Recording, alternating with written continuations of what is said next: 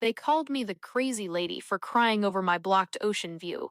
They laughed when they built a 6-foot metal wall right through my sanctuary, telling me to deal with it. So I did. I didn't call the police, and I didn't tear down their fence. Instead, I waited for their world to crumble, bought their house in secret, and turned their perfect backyard into a noisy, clucking farm. Now, who's the crazy one? Imagine waking up to the sound of hammers pounding like war drums, only to discover your idyllic backyard paradise, complete with a sweeping view of the Pacific Ocean, being sliced in half by a monstrous 6-foot fence.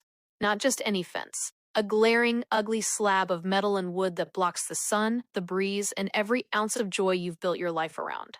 And when you confront the culprits, your smug, entitled neighbors, they laugh in your face and call you crazy lady for daring to complain.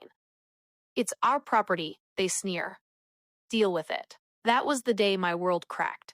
My name is Lila Montgomery, and this is the story of how I turned a neighborhood nightmare into the sweetest, most poetic payback imaginable. A tale that didn't just reclaim my peace, it rebuilt my life stronger, louder, and unapologetically mine. By the end, they weren't laughing anymore. And neither was I. But you might be cheering. It started in the spring of 2024, in a quiet coastal suburb of San Diego called Ocean View Heights. I'd bought my modest bungalow 3 years earlier, after a brutal divorce that left me starting over at 35. The house wasn't fancy. 2 bedrooms, a galley kitchen, and a garden that sloped gently toward the sea. But the view? Priceless. Endless blue waves crashing against cliffs. Sunsets that painted the sky in fire and gold. It was my sanctuary, my healing space. I'd turned the backyard into a zen oasis. Raised flower beds blooming with lavender and roses, a small koi pond murmuring softly, string lights twinkling like stars at night. The neighbors, the Harrisons, Greg and Linda, moved in next door a year after me. They were the picture of suburban perfection. Mid-40s, dual incomes, no kids, with a shiny SUV and matching tennis outfits. At first, they seemed friendly. We waved over the low picket fence that separated our yards. Linda even brought over a pie once, chatting about her garden club and Greg's real estate job. But cracks appeared fast. They complained about my wind chimes clanging too loudly. My compost bin was unsightly, and when I planted a row of sunflowers along the shared border, Greg marched over with a tape measure, claiming they encroached by 2 inches. "We like things neat," he said with a tight smile. Linda nodded behind him, arms crossed. I brushed it off. Life's too short for petty squabbles. I adjusted the flowers, silenced the chimes on windy days. But then came the fence. It happened overnight. I'd been away for a weekend yoga retreat, recharging after a long week at my job as a graphic designer for a local nonprofit. Returning home Sunday evening, I stepped into my backyard and froze. There it was, a towering barrier running the entire length of the property line, blocking much of my ocean view. The sun, once filtering through in golden rays, now cast harsh shadows.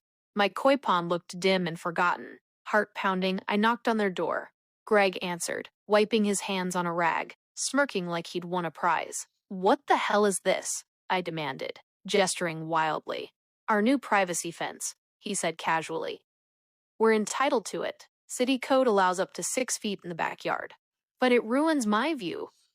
"We could have talked about it." Linda appeared behind him, eyes narrowed. "Your view? It's our yard." "You're being dramatic. Crazy, even. Go complain to someone who cares." The word crazy hit like a slap. I'd heard it before.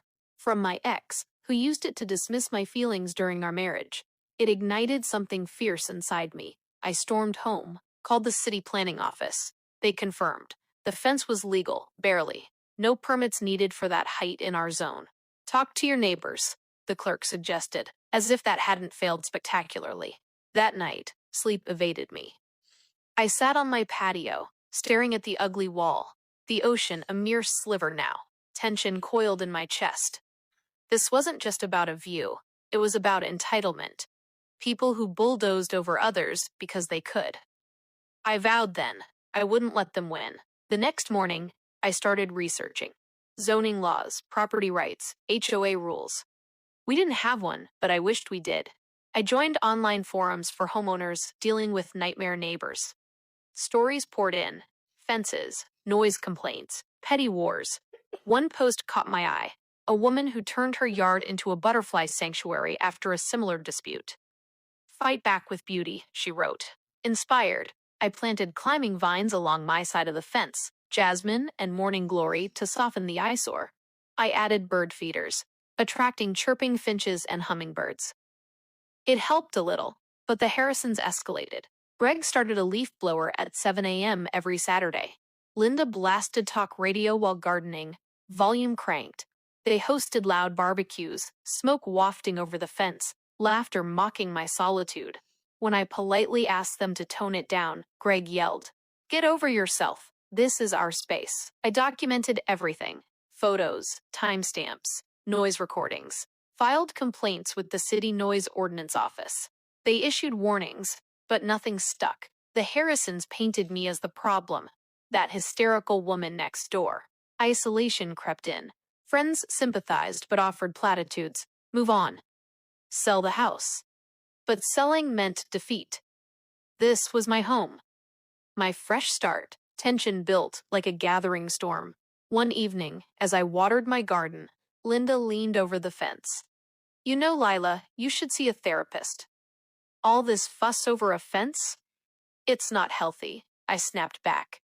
"And your need to control everything? That's not neighborly." She gasped, retreated. But the seed was planted. I needed a plan, not petty retaliation. Something smarter, lasting. That's when I discovered their financial troubles. A casual search on public records, county assessor's website, showed liens on their property, unpaid contractor bills from a kitchen remodel. Greg's real estate firm had downsized, rumors of layoffs. Their perfect life was cracking. An idea sparked. What if I bought their house? Outrageous at first. I wasn't rich. My savings were modest, job stable but not lucrative. But Dad had left me a small inheritance after his passing 2 years prior. $150,000, untouched in a high-yield account. Enough for a down payment if I played it right. I consulted a realtor friend, Sarah. Over lunch at a beachside cafe, I spilled everything. Buying their house? Bold, she said, eyes wide. But possible. If they're in debt, they might sell quietly, use a proxy buyer to stay anonymous. The plan formed. Monitor for signs of sale, strike when they were desperate. In the meantime, endure. Months passed. The fence loomed, a constant reminder. I channeled energy into my garden, turning it into a haven. Added a small greenhouse for herbs, a fountain for white noise. Started a side hustle, selling handmade botanical prints online, inspired by my blooms. Sales trickled in, boosting my confidence. Twist 1 arrived unexpectedly.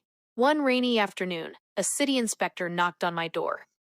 "Routine check," he said, but his questions focused on the fence, height, materials. Turns out, my complaints had triggered a review. The Harrisons had cut corners. No proper foundation, violating setback rules by inches. They were ordered to tear it down or face fines. Greg pounded on my door that evening, red-faced. "You did this. You reported us." I stayed calm. The city did their job. Maybe next time, follow the rules. The fence came down partially, shortened to comply fully. My view returned. Partial victory. But the Harrisons seethed. Their barbecues grew louder. Cars parked blocking my driveway. Petty sabotage. Trash tossed over the line. Dog waste left uncleaned. They didn't even have a dog. I didn't retaliate. I waited. By fall 2025, signs appeared. Their SUV vanished, replaced by an old sedan. Landscapers stopped coming. Weeds overtook their yard. A for sale by owner sign appeared discreetly in their window. Quick sale, below market. Sarah confirmed. They're listing privately. $650,000. Motivated sellers. Greg lost his job. I acted fast. Through a shell LLC Sarah set up, Coastal Retreats LLC, we submitted an all-cash offer, $580,000. Quick close, no inspection. They countered at $620,000. We met at $600,000. Closing happened in a neutral office. I sent Sarah as proxy. The Harrisons never knew the buyer. When the deed transferred, I felt a rush, like reclaiming stolen breath. The house was mine. But revenge wasn't ownership. It was reinvention. I'd researched zoning. Our area allowed small agricultural uses, backyard farms, livestock under limits. Chickens, miniature goats, bees, noisy, lively, legal. I hired contractors, convert the backyard into paddocks, build coops, install beehives. The front, a farm stand for fresh eggs and honey. The Harrisons moved to a condo downtown. Oblivious. Move-in day. I brought the first residents. 5 Rhode Island red hens clucking happily, settled into their new coop. 2 miniature Nubian goats, Daisy and Buttercup, gentle-eyed but loud when hungry. Finally, 2 beehives placed at the far end, painted soft white to blend with the coastal aesthetic. I named the place Sunny Acres Farm. A simple wooden sign went up at the street. Fresh eggs, honey, and goat milk. Coming soon. No mention of the previous owners. No gloating. Just quiet promise. The first dawn after the animals settled in was glorious. At 5:47 a.m., the hens clucked and stirred, a gentle chorus rolling across the neighborhood. I smiled from my kitchen window, sipping coffee, as lights flicked on in surrounding houses. Within minutes, my phone buzzed with texts from neighbors. What's that sound? Cute chickens. Love the farm vibe. The Harrisons, however, were not amused. They returned the following weekend, ostensibly to pick up a forgotten mailbox key, but really to snoop. I watched from my porch as their car slowed in front of the house. Greg's jaw dropped when he saw the coops. Linda's hand flew to her mouth. They parked illegally in the street and marched up the driveway. This is unacceptable, Greg bellowed, spotting me watering the roses. You turned our backyard into a barnyard. I leaned on the hose, calm. It's my backyard now. And it's legal. Check the zoning ordinance. Small-scale agriculture is permitted with limits. Linda's face twisted. You did this on purpose, to spite us. I tilted my head. I did this because I love fresh eggs and honey. And because I can. You're welcome to buy some when we open the stand next month. Greg stepped closer, voice low and venomous. You're a spiteful woman, Lila. This isn't over, I smiled sweetly. It never was. They stormed off, tires squealing, but the damage was done. The next morning, the hens clucked again, louder, prouder. Neighbors started dropping by.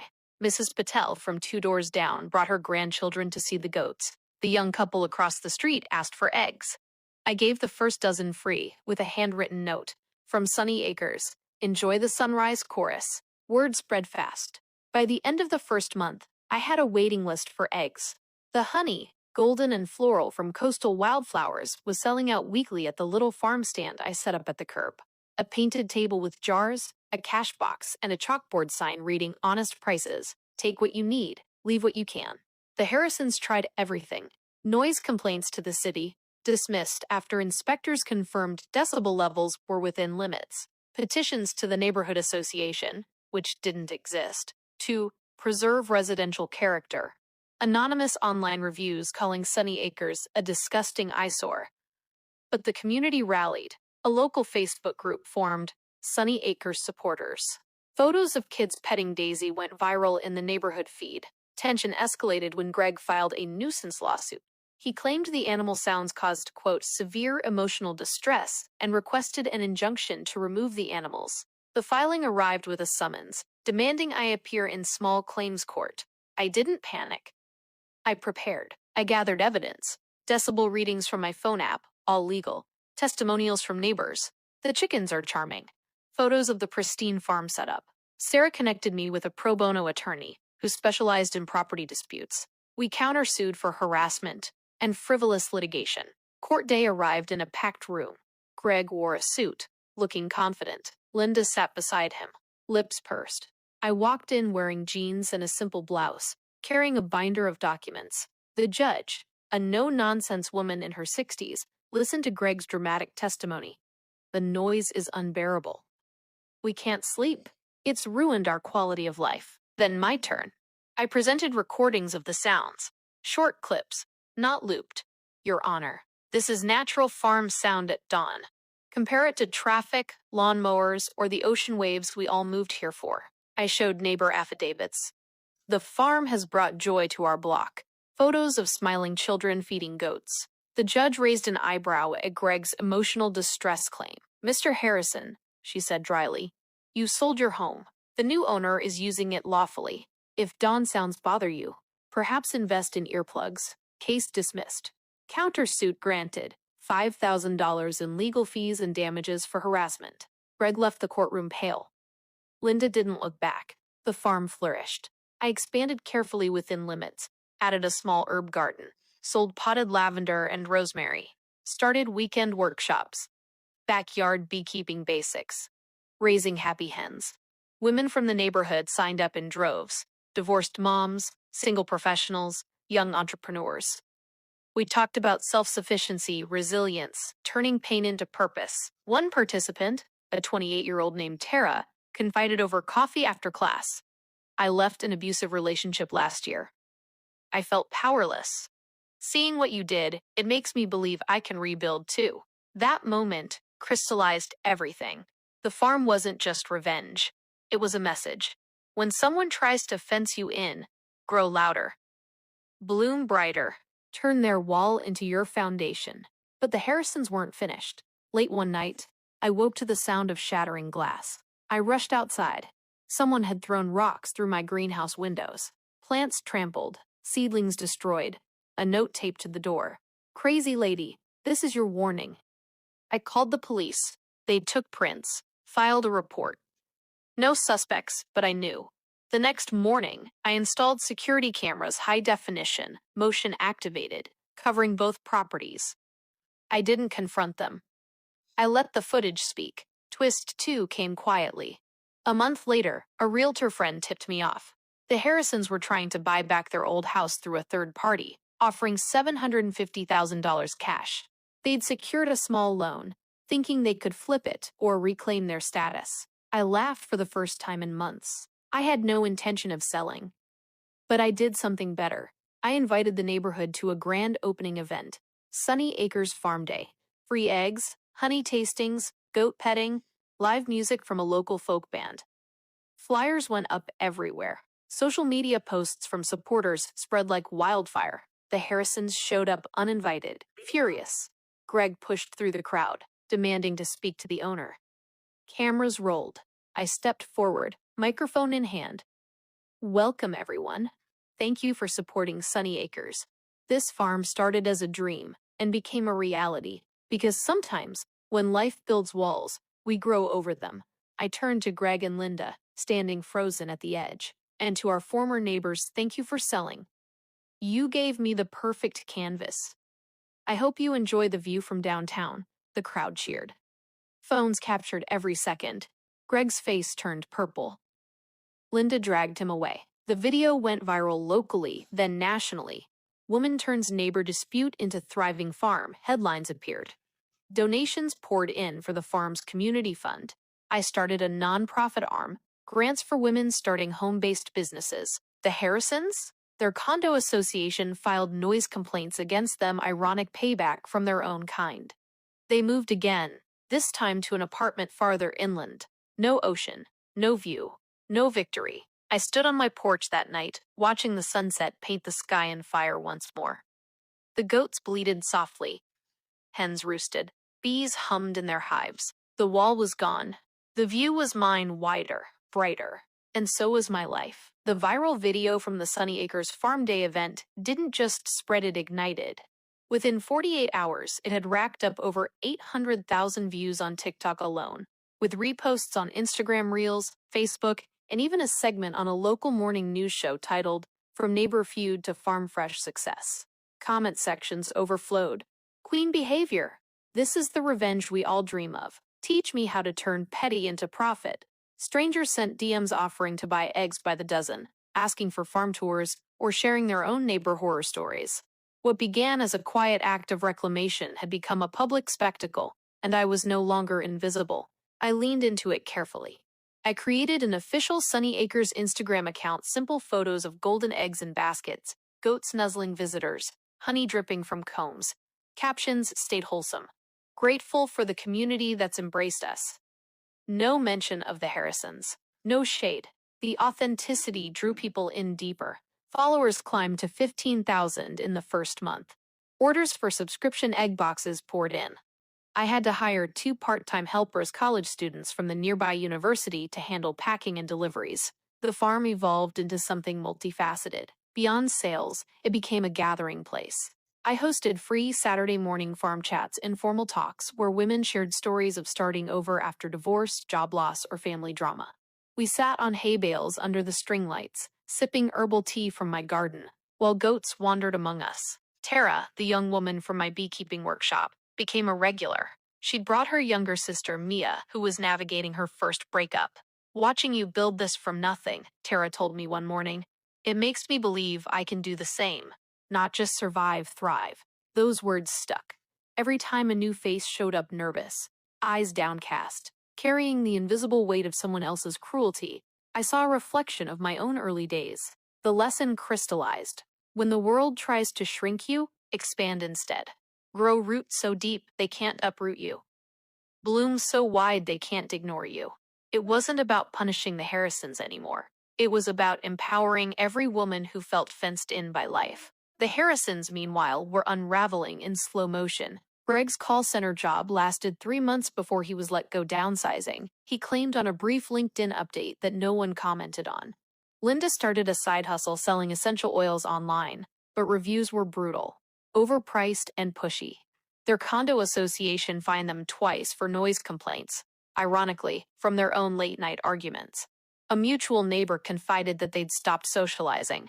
No more barbecues, no tennis dates. They'd become the isolated ones. Then came the harassment escalation. Anonymous packages started arriving at my door. Dead flowers.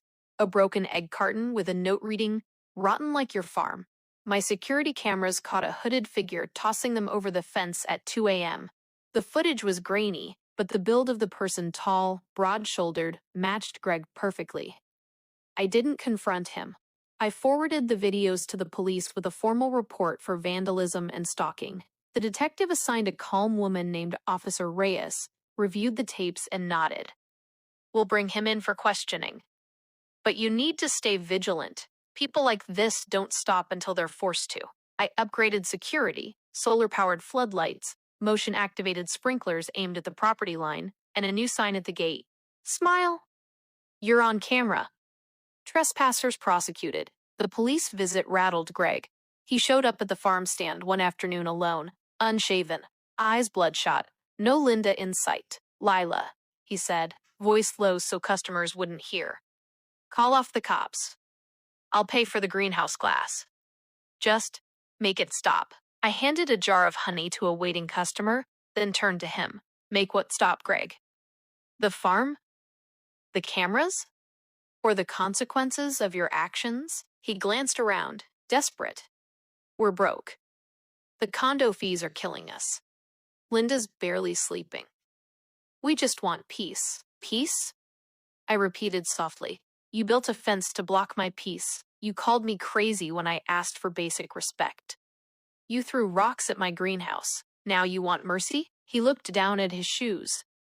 I was angry. We both were. "But this farm, it's humiliating. Everyone knows."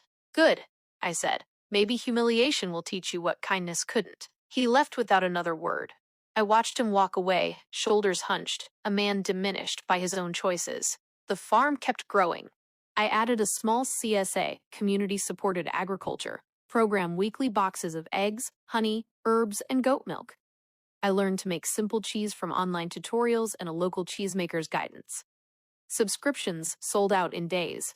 Revenue hit $8,000 a month, enough to pay off the mortgage on both properties early and start saving for expansion. I also launched an online course, From Backyard to Business, Starting a Home Farm. It was affordable, $97, and packed with practical steps: zoning navigation, animal care basics, marketing without social media drama. Women signed up from across the country, single moms in apartments turning balconies into herb gardens, teachers starting chicken coops in backyards, nurses wanting a side income that felt healing. Reviews flooded in. This course gave me confidence I didn't know I had. Lila shows you don't need permission to grow. One evening, as I locked up the coops, Tara arrived with a bottle of wine and a hug. "I quit my toxic job today," she said. "Thanks to your course. I'm starting a mobile plant care service. I'm terrified and excited. I poured us glasses on the porch while Daisy the goat nibbled at our feet. That fear?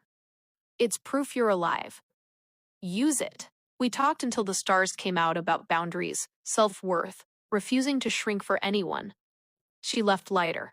I sat alone afterward, listening to the soft cluck of hens settling in, the distant crash of waves. For the first time since the fence went up, I felt truly free. But freedom invites new tests. A national lifestyle magazine reached out. We'd love to feature Sunny Acres as the revenge farm that became a movement. They wanted photos, interviews, the full story, including the Harrisons. I declined politely. The farm speaks for itself. I'd rather keep the focus on growth, not grudge. They ran the piece anyway without my direct input. Photos from the website, quotes from customers, a sidebar about the neighbor dispute that sparked it all. The article went viral again. Followers doubled overnight. Greg saw it. He emailed me first contact in months. Subject: enough. Lila, I've lost everything. Job, marriage. Linda left last week. Dignity. The article made it worse. People recognize me now, at the grocery store, on the street. They whisper. Stare. I'm not asking for forgiveness. I'm asking you to take the article down, or at least add that I apologized. I did, in court. In person. I'm trying to change. Greg, I read it twice. No anger rose. Just quiet clarity. I didn't respond. Instead, I posted one Instagram story, a sunrise photo over the farm, caption: every day starts fresh. Grow where you're planted. Bloom anyway. No shade. No victory lap. Just truth. The Harrisons faded further. Linda moved to her sister's in Arizona. Greg took a night shift security job, ironic, guarding property he no longer owned. They stopped fighting. Stopped showing up. Stopped existing in my orbit. The farm, meanwhile, became a beacon. I partnered with a local women's shelter donating eggs and honey weekly, hosting free workshops for residents learning self-sufficiency skills. One woman, Maria, arrived hesitant, eyes downcast. After 3 sessions, she smiled for the first time. I'm going to start my own herb business, she said. From my apartment balcony, I hugged her. Start small. Grow big. You've got this. As winter approached, I expanded again. A heated greenhouse for year-round greens, a small apiary workshop. Revenue stabilized at $12,000 monthly. I paid off both mortgages completely. Bought my first new car, a practical hybrid, nothing flashy. The rest went into savings and the nonprofit fund. One crisp December evening, I hosted a solstice gathering bonfire, hot cider, storytelling under the stars. 30 women attended. We shared stories around the fire, losses, betrayals, comebacks. When my turn came, I spoke simply. I used to think revenge meant hurting someone back. But real revenge? It's living so well that their actions become footnotes in your story. It's building something beautiful from the ruins they left. It's refusing to let anyone's fence define your horizon. I understand you've written this yourself and need the exact text repeated so you can use it for a voice recording. Here is your story, word for word, exactly as you provided it. The fire crackled. Eyes shone. Applause rose soft and strong. I looked around at the faces, young, old, scarred, hopeful, and felt the deepest peace I'd known since before the divorce, before the fence, before any of it. The Harrisons had tried to box me in. I grew beyond the box. And in doing so, I helped others do the same. That was the sweetest part. The winter after the solstice gathering brought the first real test of Sunny Acres' staying power. A cold snap rolled in from the north, unusual for San Diego. Temperatures dipping into the low 40s at night, frost kissing the herb beds and turning the goat water troughs into ice rinks. I woke before dawn each morning to check on the animals, breaking ice with a hammer, adding extra straw to the coops, and wrapping the beehives in insulating blankets. The hens huddled together, feathers puffed like down jackets. Daisy and Buttercup pressed against the barn wall for warmth. I moved through the routines with quiet determination, breath fogging in the air, hands chapped from cold water. The farm didn't slow. If anything, the chill made it more magical. Customers bundled up for pickup days, laughing as they watched goats nibble frosted grass.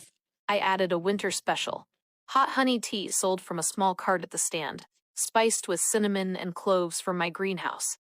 Lines formed early. People lingered, sharing stories around the fire pit I kept lit on weekends. "This place feels like home," one regular said, warming her hands. Even when the world feels cold, I felt the same. The farm had become more than land and animals. It was a living proof that starting over was possible, that pain could fertilize growth instead of poisoning it. Every egg collected, every jar of honey sealed, every workshop taught carried the same quiet message to the women who came. You are not defined by the fences others build around you. You define your own boundaries. And when someone tries to limit your light, you don't dim. You expand until there's no room left for their shadows. The Harrisons' silence stretched into months. No more anonymous packages, no drive-bys, no emails. Officer Reyes called once to update me. They've stayed quiet. No new incidents. Looks like they've moved on, or at least learned to stay away. I thanked her and hung up, feeling neither triumph nor pity. Just relief. Their absence let the farm breathe fully. Spring arrived like a promise kept. The frost retreated, lavender pushed purple spikes through the soil, and the bees emerged humming. I expanded the greenhouse, double the size now, with tomatoes, peppers, and salad greens thriving year-round. I hired a third helper, a single mom named Elena, who'd taken my online course and turned her balcony into a micro-herb farm.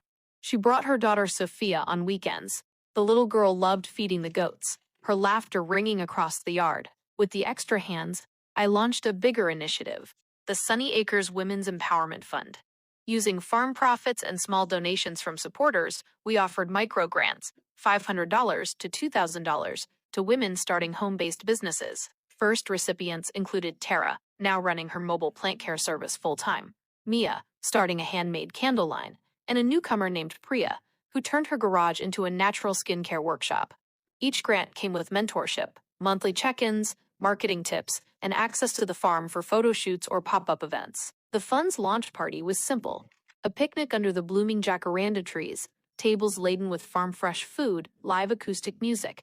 Over 50 women attended.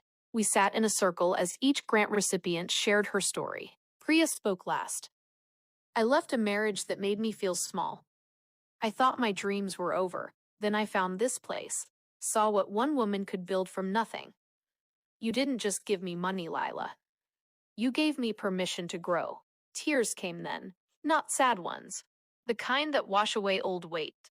I looked around at the faces, diverse, resilient, radiant, and realized the farm had become exactly what I'd hoped, a space where women remembered their own strength. But growth invites envy, and envy sometimes wears familiar faces. One Saturday in late April, as I restocked the egg cartons at the stand, a sleek black SUV pulled up. Not the Harrisons' old sedan. This was new, expensive. The driver's door opened, and Linda stepped out. Alone.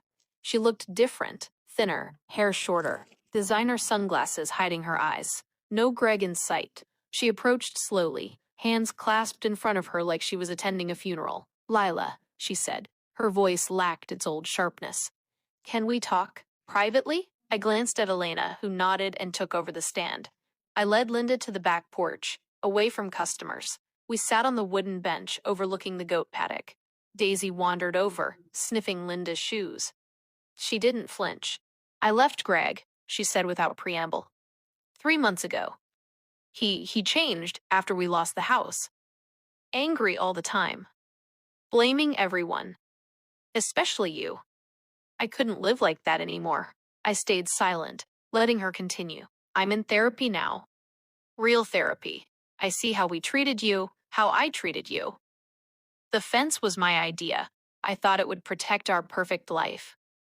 Instead, it isolated us. I was cruel because I was scared of aging, of losing status, of not being enough. I took it out on you." She removed her sunglasses. Her eyes were red-rimmed, honest. "I'm not here to ask forgiveness. I know I don't deserve it. I'm here to say I'm sorry, truly. And to tell you what you've built here? It's beautiful. Inspiring. I drive by sometimes. Not to spy, just to see. It reminds me what's possible when someone chooses growth over grudges." I looked at her for a long moment, The woman who'd once called me crazy now sat humbled, exposed. Thank you for saying that, I replied. It matters, but sorry doesn't erase the damage. It just opens the door to healing, for both of us. She nodded. I know. I'm starting over too. I got a job at a garden center. Ironic, right? Helping people grow things? Small steps. We sat in silence as Daisy nudged her knee. Linda reached out tentatively, stroked the goat's head. A small smile touched her lips. I won't bother you again, she said, standing. I just needed you to know. I see what you did, and I respect it. She walked back to her car without looking back. I watched her drive away, the SUV disappearing down the street. No fanfare, no dramatic reconciliation, just a quiet acknowledgement that change, real change, is possible, even for those who once caused pain. The farm kept blooming. Summer brought record sales. CSA boxes sold out for the season in advance. I added farm-to-table dinners once a month, long tables under the stars, dishes made from our own produce and eggs, stories shared over wine. Women came alone, with friends, with daughters. We laughed, cried, planned. The gatherings became legendary, word-of-mouth invitations only. I started writing too. A blog first, then a short ebook. Growing Through Walls, How One Fence Changed My Life. It wasn't a tell-all about the Harrisons. It was a guide, practical steps for reclaiming space, emotionally and physically. How to set boundaries without apology. How to turn no into watch me. Royalties went straight to the Empowerment Fund. By fall, the fund had awarded over $50,000 in grants. Recipients sent thank you notes, photos of their own small businesses thriving. One woman opened a mobile coffee cart. Another started a virtual assistant service for other entrepreneurs. Each success felt like an echo of my own. One evening, as I locked the barn after sunset, Tara arrived with champagne. Guess what? She said, grinning. I just signed my first commercial contract, maintaining plants for 3 office buildings. I'm hiring my sister to help. We toasted on the porch, glasses clinking under the string lights. To fences, she said. The ones that try to hold us back, and the ones we grow over. I laughed. To growing anyway. As the stars emerged, I thought about the woman I'd been 3 years earlier, heartbroken from divorce, furious at a fence, feeling small. That woman had every right to be angry. But she'd also been right to choose more than anger. The Harrisons had tried to limit my view. I'd created a vista so wide it inspired others to look up. And in that expansion, I found not just revenge, but redemption. For me, for every woman who'd ever been told she was too much, too loud, too ambitious, the lesson was simple but vital. Never let someone else's boundaries become yours. When they build walls, don't shrink. Spread. Climb. Bloom until the sky is the only limit. Because the sweetest victory isn't seeing them fall. It's rising so high they have to look up to see you. And smile. The summer of 2028 arrived like a long exhale after years of holding breath. Sunny Acres Farm had outgrown its original half-acre footprint. What began as a defiant response to a single ugly fence had become a small ecosystem of its own. Rows of vegetables stretching toward the horizon, a small apiary with 2 hives, a flock of up to 15 hens now, with proper setbacks, and 2 goats, and a converted barn that doubled as a community workshop space. The farm stand had evolved into a proper roadside market, with a shaded awning, chalkboard menu, and a digital payment system for subscriptions. On peak weekends, we welcomed over 200 visitors. Families, couples, solo women looking for quiet inspiration. I no longer worked alone. Elena managed daily operations. Tara handled social media and online sales. Mia ran the workshop schedule. We had become a team of women who'd all started from broken places and found strength in shared soil. The Empowerment Fund had awarded over $120,000 in grants by then. Every recipient sent updates, a candle business that landed a boutique contract, a plant care service that expanded to corporate offices, a skincare line featured in a local wellness magazine. Each success story felt like a ripple expanding outward, proof that one woman's refusal to be diminished could create space for many. I rarely thought about the Harrisons anymore. Their absence had become permanent, like a scar that no longer hurt. But the universe has a way of circling back when you least expect it. It happened on a blistering July afternoon. The market was in full swing. Kids chasing butterflies, women comparing honey varieties, goats bleating for treats. I was restocking lavender bundles when a familiar voice cut through the chatter. Lila? I turned. Linda stood at the edge of the stand, alone, holding a small paper bag. She looked older than her years, gray streaks in her hair, lines around her eyes that hadn't been there before. But there was something softer in her posture. No sunglasses, no defensiveness. I wiped my hands on my apron. Linda, she swallowed. I didn't come to cause trouble. I needed to see this. In person, not from a distance. I gestured to the bench near the herb garden. We sat, the hum of bees and laughter from the goat pen filled the silence between us. I read your book, she said quietly. Someone sent it to me anonymously. I think it was Tara. She still follows me on Instagram, even after everything. I cried through half of it. I didn't respond. I waited. I was wrong, she continued. Not just about the fence. About everything. I spent years trying to control my world because I was terrified of losing it. Greg fed that fear, but when we lost the house, I lost the illusion too. I've been in therapy for a year now. I work part-time at that garden center. I live in a studio apartment. Small. Quiet. For the first time, I'm learning who I am without the noise of status or comparison. She opened the paper bag and pulled out a small clay pot with a single thriving succulent. I started growing things again, she said. This is from a cutting I took from one of your lavender plants, back when we still shared a fence line. I've kept it alive. It's the only thing I've managed not to kill in the last 2 years. She set the pot on the bench between us. I'm not asking for friendship. Or forgiveness. I know those are earned over time, if ever. I'm just here to say thank you. Not sarcastically. Genuinely. Watching what you built here, from anger, from pain. It showed me what's possible when someone chooses to grow instead of destroy. I'm trying to do that now. Slowly. Imperfectly. But I'm trying. Her voice cracked on the last word. She looked away, toward the ocean view that had once been partially blocked by her own design. I picked up the pot. The succulent was healthy, roots strong, leaves plump. A small miracle of persistence. Thank you for bringing this, I said. And for the honesty. It matters more than you know. She nodded, stood. I won't come back unless you invite me, but if you ever need anything, help with the garden, a volunteer for workshops, even just someone to listen, I'm here. Not as the old Linda. As whoever I'm becoming. She walked away slowly, blending into the crowd of visitors. I watched until she disappeared down the driveway.